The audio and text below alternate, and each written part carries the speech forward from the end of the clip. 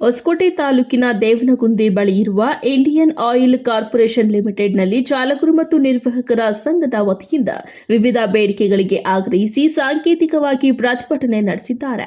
ಇಲ್ಲಿ ಕರ್ತವ್ಯ ನಿರ್ವಹಿಸುವ ಚಾಲಕರಿಗೆ ಮೂಲಭೂತ ಸೌಕರ್ಯಗಳಾದ ಶೌಚಾಲಯ, ಕುಡಿಯುವ ನೀರು, ವಿಶ್ರಾಂತಿ ಕೊಠಡಿ ಇಲ್ಲದಿರುವುದು ಹಾಗೂ ಅಧಿಕಾರಿಗಳು ಏಕವಚನದಲ್ಲಿ ಮಾತನಾಡುವುದು ಸೇರಿದಂತೆ 20ಕ್ಕೂ ಹೆಚ್ಚು ಬೇಡಿಕೆಗಳನ್ನು ಈಡೇರಿಸಬೇಕು.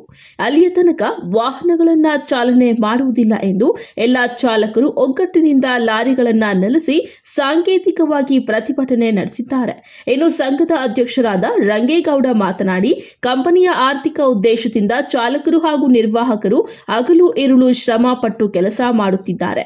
ಆದರೆ ಕಂಪನಿ ವತಿಯಿಂದ ಚಾಲಕರಿಗೆ ಯಾವುದೇ ರೀತಿಯ ಮೂಲಭೂತ ಸೌಕರ್ಯ ಕಲ್ಪಿಸಿಲ್ಲ. ಜೊತೆಗೆ ಕೆಲವು ಅಧಿಕಾರಿಗಳು ಹಾಗೂ ಸಿಬ್ಬಂದಿಗಳು ಸರಿಯಾದ ರೀತಿಯಲ್ಲಿ ವರ್ತನೆ ಮಾಡದೆ ಚಾಲಕರ ಮೇಲೆ ಆಕ್ರೋಶ ಹೊರಹಾಕುತ್ತಿದ್ದಾರೆ. ಇದು ಸರಿಯಲ್ಲ ಎಂದರು. ಎಲ್ಲರೂ ಒಂದೊಂದು ಮಾತಾಡ್ಕೊಂಡು ನಾವು ಒಂದೊಂದೇ ಹೇಳಿಕೆ ಕುತ್ಕೊಂಡ್ರೆ ಇನ್ನು ಮತ್ತೆ ನಮಗೆ ಊಟ ತಿಂಡಿ ನಡೆದಲ್ಲ ಬೆಳಗಿಂದಲ್ವೇ ಹಂಗೆ ಇರ್ಬೇಕಾದ್ರೆ ನಾವು ಇಲ್ಲಿ ಹೇಳಕ್ ಬಂದಿರೋದು ಏನಂದ್ರೆ ನಾವು ಮುಂದೆ ನಿಂತ್ಕೊಂಡು ಬಂದಿದ್ದೀವಿ.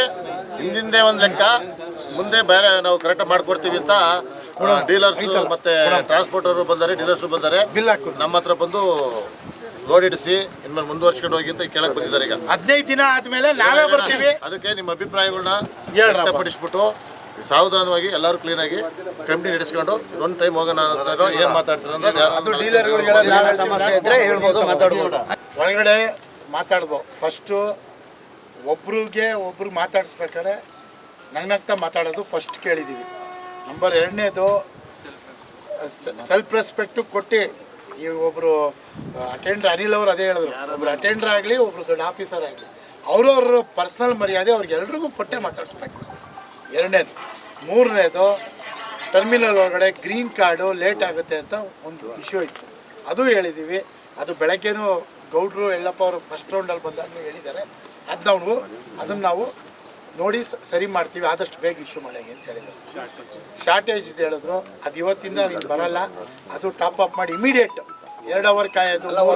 ಎಕ್ಸ್ಕ್ಲೂಸಿವ್ ಬೇ ಆಫೀಸರ್ನೇ ಡೆಪ್ಯೂಟ್ ಮಾಡ್ತೀವಿ ಅಂತ ಹೇಳಿದ್ದಾರೆ. ಅದು ಹೇಳಿದ್ದಾರೆ. ನೀವೇನ್ ಮಾಡ್ಬೇಕಾಗಿತ್ತು? ಈಗ ಅವ್ರು ಶಾರ್ಟೇಜ್ ಬಂದ್ರೆ ಹೋಗಿ ತಿರ್ಗಿ ಅವ್ರ ಆಫೀಸಾಗ ಎಲ್ಲವ್ರೆ ಕುಂತವ್ರೆ, ಅವ್ರನ್ನ ಕರ್ಕೊಂಬಂದು ತೋರ್ಸೋಷ್ಟೊತ್ತಿಗೆ 1 ಅವರ್ 2 ಅವರ್ ಆಗ್ತದೆ. ನಿಮಗೂ ಬೇಜಾರಾಗಿರ್ತದೆ. ನೀವು ಬರ್ತೀರಾ, ತಿರ್ಗಿ ಅಲ್ಲಿ ತೋರಿಸ್ಬೇಕಾದ್ರೆ ನೀವು ಕಮ್ಮಿ ತೋರಿಸ್ತೀರಾ, ತಿರ್ಗಿ ಅವ್ರ ತಾವು ಬಯಸ್ಕೊಂತೀರಾ, ತಿರ್ಗಿ ಅಲ್ಲಿ ಗಾಡಿ ನಿಲ್ಲಿಸ್ತೀರಾ.